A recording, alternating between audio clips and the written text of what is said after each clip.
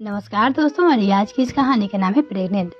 श्यामा जब तीसरी बार प्रेग्नेंट थी तब वो रोज भगवान से प्रार्थना करती थी कि इस बार उसके घर बेटिया को ही भेजना।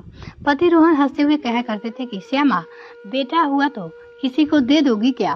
वो कहती थी, मजाक में भी मत कहिए कि बेटा होगा, हमारे 2 बेटे हैं, मुझे तो बेटी चाहिए और देख लेना बेटी ही होगी। इस बार का फैसला कुछ और ही था और उसने फिर एक बार बेटे को ही जन्म दे दिया। अब क्या करती? बेटा बहुत ही खूबसूरत गोल मटोल था।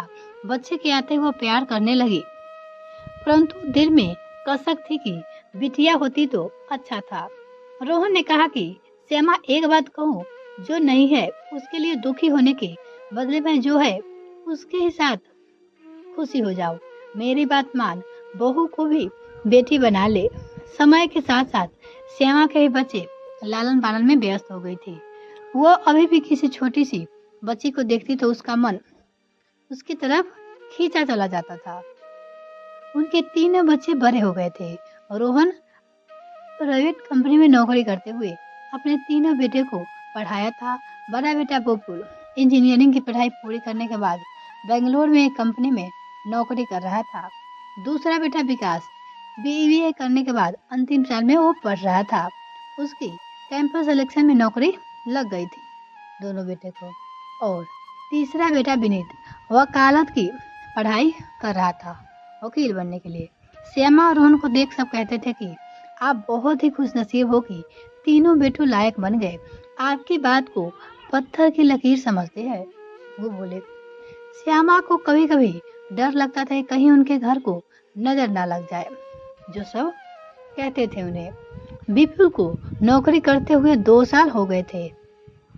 माता पिता उससे शादी की बात करने लगे थे, क्योंकि लड़किया के पिता रोहन और श्यामा से कई बार पूछ चुके थे शादी के लिए, रिश्ते के लिए आए थे।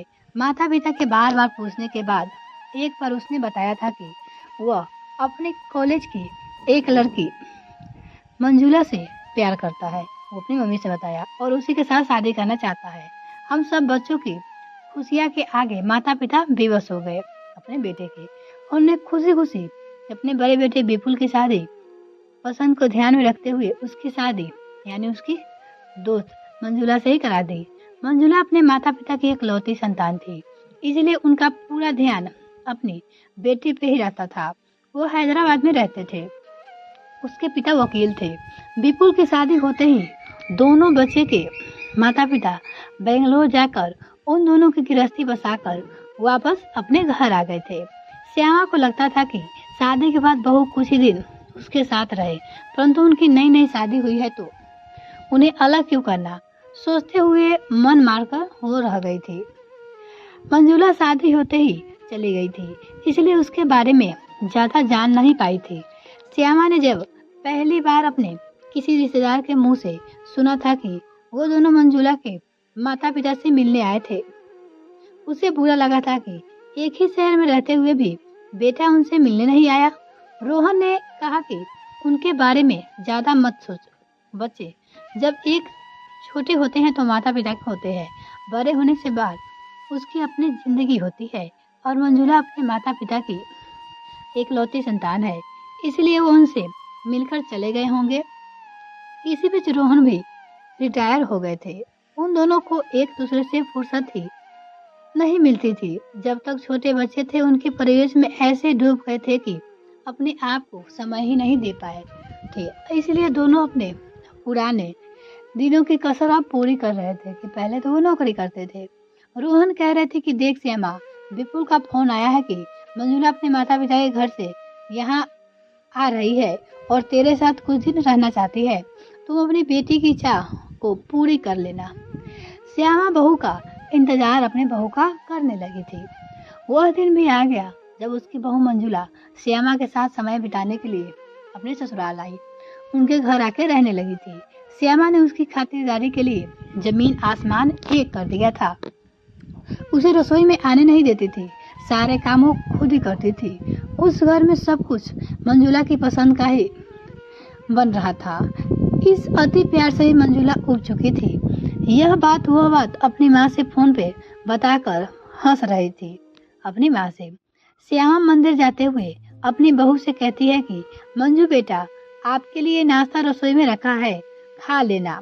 कहते हुए मंदिर के लिए निकली ही थी कि नहीं, रोहन ने कहा कि श्यामा, इतना काम करने की जरूरत नहीं है, अपनी सेहत पे भी ध्यान दो। अपनी पत्नी से कहा। श्यामा हंसकर उनकी बातों को अनसुना करके मंदिर पूजा करने के लिए चली गई थी। वहां से आकर देखा तो नाश्ता रसोई में पड़ा हुआ था। मंजुला कमरे में लेटी हुई थी। श्यामा ने उसके सर पे हाथ रखकर कहा कि क्या बात है, उदास क्यों हो? वो अपनी बहू मंजुला से पूछा। मंजुला ने कहा कि मैं ठीक हूँ माँ, विपुल ने चिट्ठी लिखा है कि उसे बुखार आया है, कमजोरी हो गई है, वो जल्दी से आने के लिए कह रहे हैं। यह सुनते ही श्यामा ने रोहन से कहा कि बहू के लिए टिकट करवा दीजिए और बाजार से अच्छी सी सारी फल फूल ला दे। मैं घर उन दोनों के पसंद के व्यंजन बना देती हूँ और पैक कर देती हूँ, विपुल को भी अच्छा लगेगा। बस फिर क्या था, घर भर में घूमते हुए श्यामा ने मंजुला के जाने के लिए पूरी तैयारी कर ली थी। उन्हें दुख इस बात का था कि बहू को कम से कम 10 दिन भी अपने साथ नहीं रख सकी। दिल को तसल्ली दी थी कि चलो कोई बात नहीं, विपुल की सेहत से ज्यादा कुछ नहीं है, इसलिए वो अपने दिल को तसल्ली दे दी। मंजुला के लिए रात की ट्रेन टिकट करा दिया गया था और उसे पूरी हिदायत देकर ट्रेन में बिठा दिया गया था।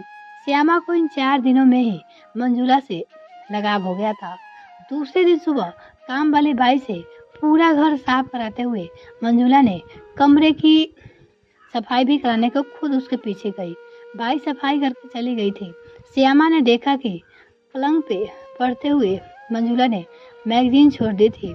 उस जगह पर रखने के लिए उठाया तो उसमें एक कागज उठाया और देखा तो विपुल की चिट्ठी थी। श्यामा ने ना चाहते हुए भी पढ़ा था कि उसमें बीमारी के बारे में क्या लिखा है, पढ़ लो। उसे मालूम था कि दूसरे के पत्र नहीं पढ़ते, खासकर बेटे बहू के, फिर भी वो अपने आप को रोक ना सकी।